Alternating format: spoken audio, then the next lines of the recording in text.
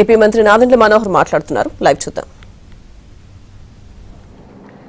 రైతుల దగ్గర కొనుగోలు చేసిన ఈ ధాన్యానికి బాధ్యత మాది. ప్రభుత్వం అనేది నిరంతరంగా జరగాల్సిన ప్రక్రియ.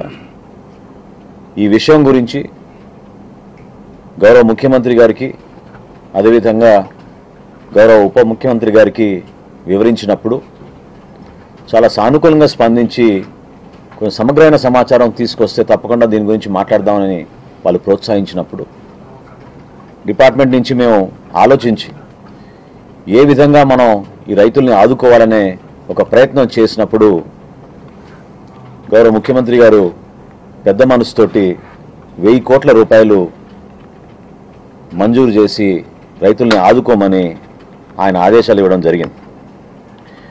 అందులో భాగంగా తొలి విడతలో ఈ రోజున ఈ 1000 కోట్ల రూపాయలు రైతులందరికీ అందించే విధంగా ఒక ప్రక్రియ ప్రారంభించాం. మరో 600 కోట్ల రూపాయలు ఏవైతే బకాయిలు ఇంకా మిగిలి ఉంటాయో వాటిని కూడా తేదీలను ఆధారం చేసుకుని మేము ఈ రిలీజ్ చేయడం జరుగుతోంది. అంటే అందరికన్నా ముందు ఎవరైతే సరఫరా చేశారో ఎవరి దగ్గర మేము కొనుగోలు చేశామో ఆ రైతులకి ముందు అందించే విధంగా ఒక ఫార్ములా తయారు చేసి దాని విధంగా మేము రైతుల్ని ఆదుకోవడానికి ఒక కార్యక్రమం చేశాం.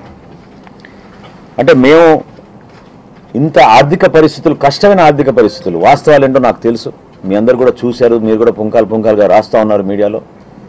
ఎంత ఇబ్బందికరమైన పరిస్థితుల్లో కూడా రైతు సంక్షేమమే మన బాధ్యత, ఇది మనం ఎట్టి పరిస్థితుల్లో కూడా రైతును ఆదుకోవాలని గౌరవ ముఖ్యమంత్రి గారు మా ప్రభుత్వం తీసుకున్న ఈ నిర్ణయాన్ని మా ప్రాధాన్యాలలో ప్రధానమైన ప్రాధాన్యత మన రైతులను ఆదుకోవాలనే ఉద్దేశంతో మేము చేసిన ఈ ప్రక్రియను మీరందరూ కూడా గమనిస్తారని మనస్ఫూర్తిగా ఈ సందర్భంగా మేము మీకు తెలియజేస్తున్నాం.